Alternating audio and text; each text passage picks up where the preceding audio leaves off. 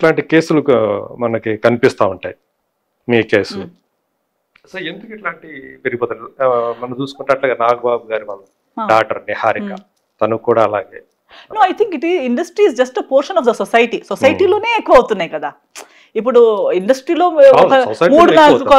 3-4 couples from industry, but in the society 20, 30, 40 people. మనకి తెలిసిన non industry people ఎంతమంది divorce అవుతున్నారు, ఎంతమంది ఎక్స్ట్రా మ్యారిటల్ అఫైర్స్లో ఉన్నారు, ఎంతమంది అన్హ్యాపీ మ్యారేజెస్లో ఉన్నారు, ఎంతమంది సూసైడ్లు చేసుకుంటున్నారు చెప్పలేక చావలేక. అంటే ఇప్పుడు చూడండి, ఇప్పుడు యాక్చువల్లీ ఇది అదే నేను చెప్పినట్టు ఎవ్రీబడి ఈస్ ఫిల్డ్ విత్ వాళ్ళు పెళ్లి చేసుకున్న రీజన్స్ వేరు, వాళ్ళ లైఫ్లో నుంచి కోరుకున్న కోరికలు వేరు, ఏదేదో మైండ్ సెట్లు. ఫస్ట్ ఆఫ్ ఆల్ నాకే లైఫ్లో ఏదో ఒకటి అవ్వాలని ఉండే, అది నేను అవ్వలేదు, ఫెయిలియర్ని, ఏదో ఒకటి అయింది, 10 జరిగాయి, అది చెప్పారు ఇది చెప్పారు, అవన్నీ నా లోపలే ఉన్నాయి. ప్లస్ నేను ఇంకొకరిని పెళ్లి చేసుకున్నాను, వాళ్ళ స్టోరీ ఉంది, వాళ్ళకి లైఫ్లో ఏదో కావాల్సింది, ఏదో అయింది, ఏదో వాళ్ళ సర్కస్లో అన్నీ అయిపోయి వాళ్ళు నీతో పెళ్లి చేసుకున్నారు. నీ అన్హ్యాపీనెస్ వాళ్ళ అన్హ్యాపీనెస్ పంచుకోవడానికి ఏముంది? అన్హ్యాపీనెస్ ఉంది, డిసప్పాయింట్మెంట్లు ఉన్నాయి, ఫెయిలియర్స్ ఉన్నాయి, ఇవే ఉన్నాయి. సో డిప్రెషన్ కలిపితే ఏమైపోతుంది? హైపర్ డిప్రెషన్ అయిపోతుంది. You don't know what to do with it. One is that.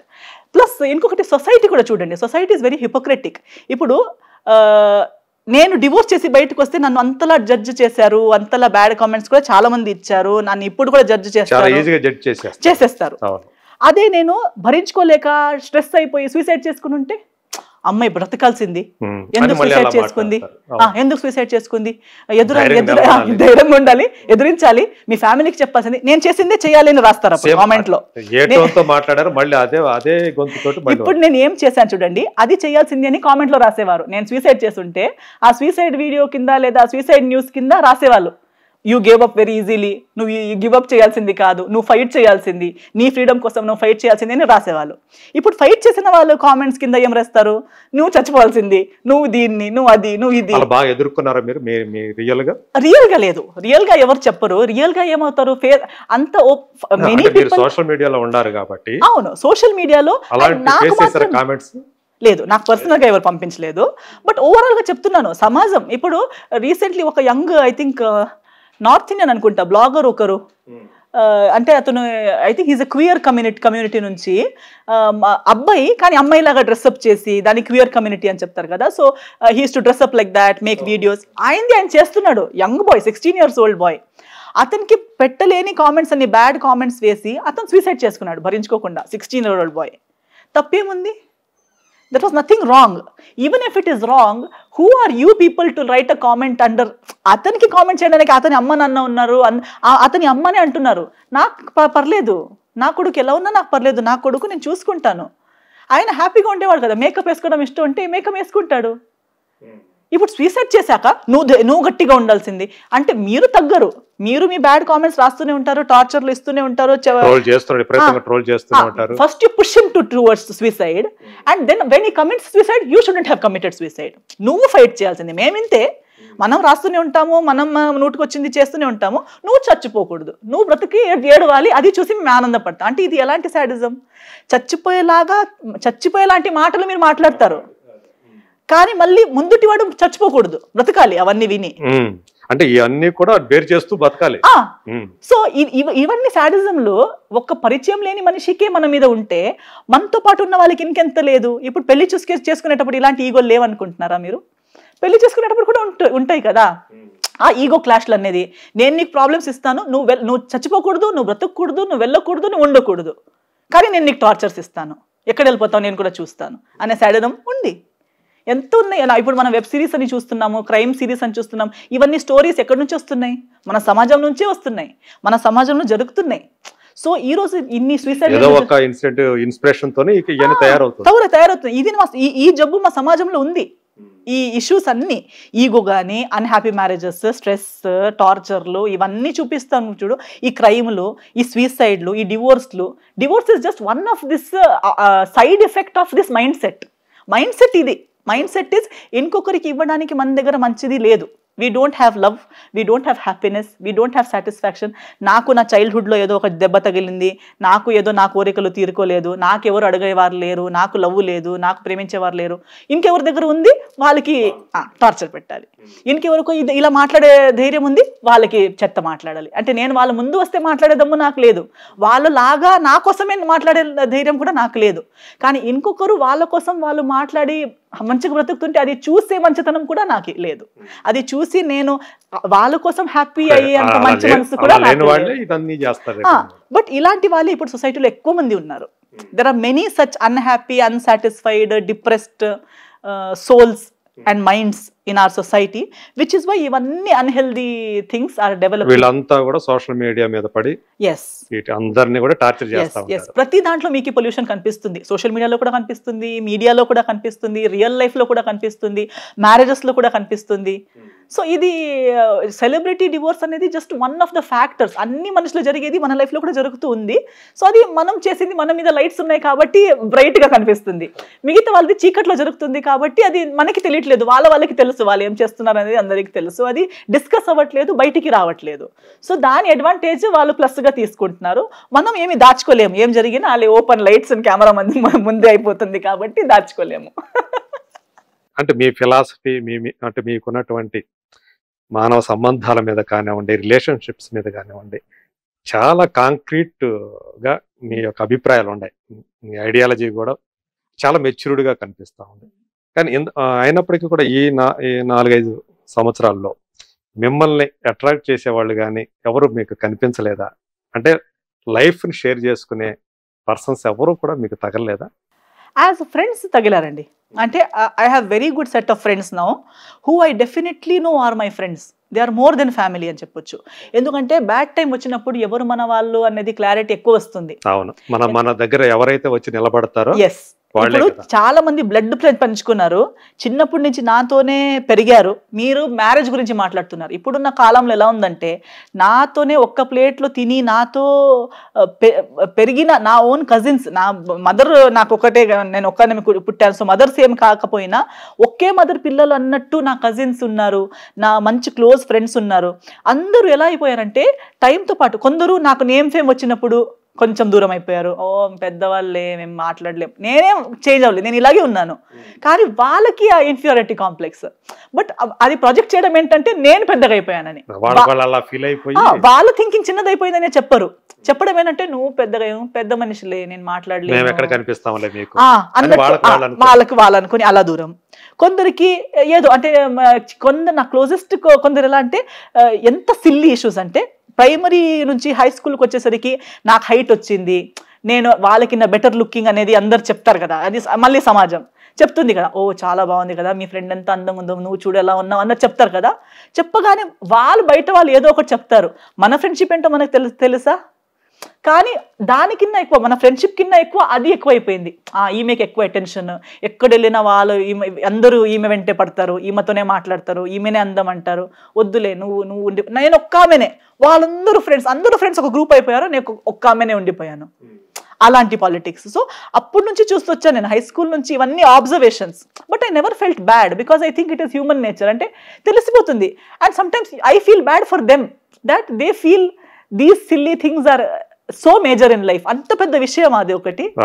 అందం దేనికి ఇంపార్టెన్స్ ఇవ్వరు, దానికి ఇవ్వరు. అన్ఇంపార్టెంట్ అండ్ అన్ఇంపార్టెంట్ కోసం అన్ని మర్చిపోతారు. చైల్డ్హుడ్ మర్చిపోతారు, మెమరీస్ మర్చిపోతారు, ప్రేమ మర్చిపోతారు. సో ఇలాంటి అండ్ కొందరు మన తోడే ఉన్నారు, ఫ్యామిలీ లాగే ఉన్నారు, కానీ ఎప్పుడు పడిపోతామో, ఎప్పుడు ఫెయిల్ అయిపోతామో, ఎప్పుడు మనం కింద పడి వాళ్ళు నవ్వేలా అయిపోతుందో అని వెయిటింగ్లో ఉన్నారు కొందరు. సో అలాంటిది డివోర్స్ టైంలో కానీ లేదా ఇంకొకటి అయ్యే టైంలో కానీ హ్యాపీ అయ్యారు. కొందరు ఏమనుకున్నారంటే, నేను కెరియర్ బాగున్నప్పుడు చాలా మంది చెప్పేవారు సినిమా ఇండస్ట్రీకి ఎందుకు వెళ్ళిందో, మా మదర్తో చెప్పేవారు, ఒకటే కూతురు నీకు ఎందుకు అలాంటి ఇండస్ట్రీకి అంటే, మదర్ అలాంటి ఇండస్ట్రీ ఒక బ్యాడ్ ఇది ఇమేజ్ ఉంది కదా కావాలని. అండ్ వాళ్ళకు కూడా తెలుసు, but purposefully to hurt my parents. ఏదో ఒక రకంగా ఇప్పుడు అన్ని హ్యాపీగా ఉంటే ఏదో ఒక చెడ కొట్టాలి కదా, ఆ చెడ కొట్టాలనే ఒక ఉద్దేశంతో వచ్చి అన్నీ ఓకే, కానీ అంత అందం ఉన్న, అంత ఎడ్యుకేటెడ్ ఉన్న అమ్మాయికి ఆ ఇండస్ట్రీకి ఎందుకు పంపించావు? నా మమ్మీ ఆ ఇండస్ట్రీ అంటే ఏంటి, సో అలా అక్కడ తెలుసు కదా నీకు ఇండస్ట్రీ ఎలాంటిదో. సో మమ్మీ అలా ఇండస్ట్రీకే వెళ్ళి చెత్త చేయాలని లేదు. చెత్త చేసే వాళ్ళు ఇప్పుడు ఊర్లో పల్లెటూరులో ఉన్న వాళ్ళు చేయట్లేదా, సిటీలో ఉన్న ఐటీ ఫీల్డ్లో ఉన్న వాళ్ళు చేయట్లేదా, ఏ డిపార్ట్మెంట్లో ఉన్న వాళ్ళు చేయట్లేదు? ఆ ఇండస్ట్రీకి వెళ్ళి అలాంటి పనులు చేయాలని ఏం లేదు కదా. మంచిది చేసేది ఎక్కడుండి కూడా మంచి పని చేయొచ్చు, చెత్త చేయాలని ఉంటే ఎక్కడుండి కూడా చెత్తలు పనులు చేయొచ్చు. సో అలాంటిది ఏం లేదు.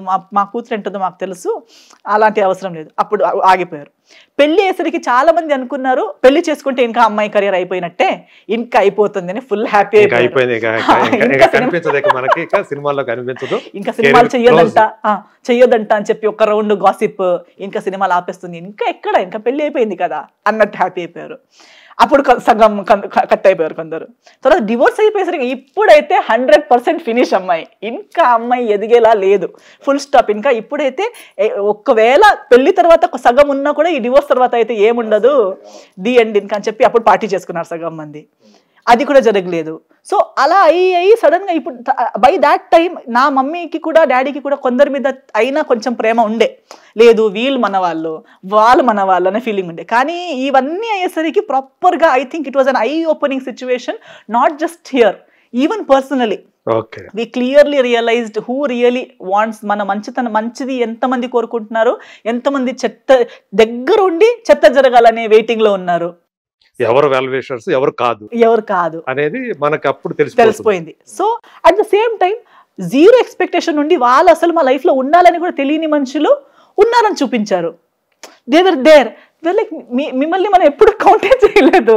You were never in our discussions, you were never in our, you were a part of our life but not on that level. But they showed up on that level. ఎవరు దగ్గర ఉండి ఉండాల్సిన place అని మనం expect చేశాను, వాళ్ళు మన దృష్టిలో కింద పడేసరికి ఎక్కడో ఉన్న వాళ్ళు మా దృష్టిలో ఎక్కడికో వెళ్ళిపోయారు, ఎదిగిపోయారు. They did so much, they are there for me. So now that kind of friends, life long friends, నా సోషల్ స్టేటస్, నా అపియరెన్స్ ప్లస్ మైనస్లు అన్ని పక్కన పెట్టిన ఆల్ టైమ్ 2 AM 3 AM నేను ఎప్పుడు కాల్ చేసిన నా కోసం ఇంతమంది ఉన్నారనే ఒక, ఇద్దరే అయి ఉండొచ్చు, ముగ్గురే అయి ఉండొచ్చు, కానీ ఉన్నారనే ఒక confidence, true friendship, true relationships ఉన్నాయి నా లైఫ్లో. Now weather marriage or what is going to happen next అవన్నీ నాకు తెలియదు. బికాజ్ నేను ఆలోచించట్లేదు, అటు సైడ్ నుంచి కూడా అలాంటిది ఏం లేదు. We are just good friends, everybody is there in my life, we are there for each other, but not necessarily, maybe never it will happen, maybe it will happen, I don't know. So మీరైతే మీ రేసులో మీరు వెళ్తున్నారు, నేను వెళ్తున్నాను నా life ని. నేను చెప్పినట్టు ఇంకొకరు ఉన్నా లేకపోయినా నాకు దేవుడు ఒక జన్మ ఇచ్చారు, ఆ లైఫ్ లో నాకు ఎన్ని ఎబిలిటీస్ ఇచ్చారు, ఇవి అయితే నా 100% నా దగ్గర ఉన్నవే. దానికి ఇంకొకరు ఉన్నా లేకపోయినా దానికి దీనికి సంబంధం లేదు. సో ఇవి ఎప్పుడు ఉంటాయి, ఎవరున్నా లేకపోయినా ఈ ఎస్సర్ ఎప్పుడు ఉంటుంది. ఇంకొకరు వస్తే then I am very happy to welcome that person and give that person the best. దానికోసం మీరు హరి ఏం పడట్లేదు. లేదు, హరి పడితేనే తప్పు జరుగుతుంది. హరి నా సర్కిల్లో హరి చేసే వాళ్ళకి కూడా నేను అదే చెప్తుంటాను, హరి ఒకటి చేయకండి, జరిగేయాలనుంటే వాళ్ళ గురించి మనకి ఈ ట్రావెలింగ్ లో, ఈ జర్నీలో వాళ్ళు ఏంటో మనకు తెలుస్తారు. yes ఆ తర్వాత ఒకవేళ ఉంటే గనక ఇక రాసి పెట్టుంటే ఎక్కడికి పోదండి, ఏ ఏజ్ లో అయినా. అదే నేను అంటాను, ఎవరో 22కి పెళ్లి చేసుకుని 24కి డివోర్స్ అయిపోతారు, లేదా పార్ట్నర్ చచ్చిపోతారు. ఇంకెవరో 40కి పెళ్లి చేసుకుని, నా గోవాలోనే నాకు తెలిసిన వాళ్ళు ఇద్దరు ఉన్నారు, 41 and 42. అంటే ఇద్దరు వాళ్ళ లైఫ్ లో రెస్పాన్సిబిలిటీస్ ఉండే, అంటే ఎల్డెస్ట్ సన్, చిన్న సిస్టర్స్ కి అందరికి పెళ్లి చేయించి అదన్నీ చేసి సెటిల్ అయిపోయి, తర్వాత అమ్మ నాన్నని చూసుకుని అన్ని అయిపోయేసరికి 40-41 అయిపోయింది ఏజ్. తర్వాత లోన్లీనెస్, అందరూ సెటిల్ అయిపోయారు, బ్రదర్స్ సిస్టర్స్, అమ్మ నాన్న కూడా చచ్చిపోయారు, ఒక్కడే ఉండిపోయాడు. సో తర్వాత ఏమి ఇదే అందరు క్వశ్చన్స్, ఏంటి ఇలాగే ఉండిపోతావా? అప్పుడు రిచ్నెస్ ఉంది, ఇల్లు ఉంది, అన్ని ఉంది, కానీ లైఫ్ పార్ట్నర్ లేదు, దొరికే అవకాశం కూడా లేదన్నట్టు సొసైటీ. 41కి ఎవరు దొరుకుతారు అనే ఫీలింగ్. కానీ తర్వాత లవ్ లో పడి, తనకి కూడా 41 years old అమ్మాయి, ఆమెది కూడా సిమిలర్ బ్యాక్గ్రౌండ్, అలాగే ఏదో జరిగి 42-41లో పెళ్లి చేసుకుని, పెళ్లి అయ్యాక మళ్ళీ అందరు నవ్వుతున్నారు, ఇంకా పిల్లలు ఎప్పుడు 42-41కి పిల్లలు అవుతారేంటి, 1 yearలో బేబీ కూడా పుట్టింది. సో అన్ని కలిసి వచ్చింది. Now at 45-46 they are living a beautiful life. Why not? అంటే దేవుడు అండర్స్టాండింగ్ లెవెల్స్ ఉన్నాయి, వాళ్ళ జర్నీలు వాళ్ళకి అర్థమవుతున్నాయి. నీకెందుకు 41 అయినా 42 అయినా ఆ 41 years ది జర్నీ పంచుకోవడానికి వాళ్ళ దగ్గర చాలా ఉన్నాయి. అండ్ దేవుడు వాళ్ళు ఇన్ని సంవత్సరాలు చేసిన సాక్రిఫైసెస్ కోసం వాళ్ళకి ఏదో ఒకటి పెట్టున్నారు. ఆ నమ్మకం, దేవుడి మీద నమ్మకం ఉండాలి, మన అదృష్టం మీద నమ్మకం ఉండాలి. అండ్ మన కోసం ఎవరొక్కరైనా దేవుడు చేసే ఉంటారు. ఇది జస్ట్ ఒక journey, what ever is not worked out.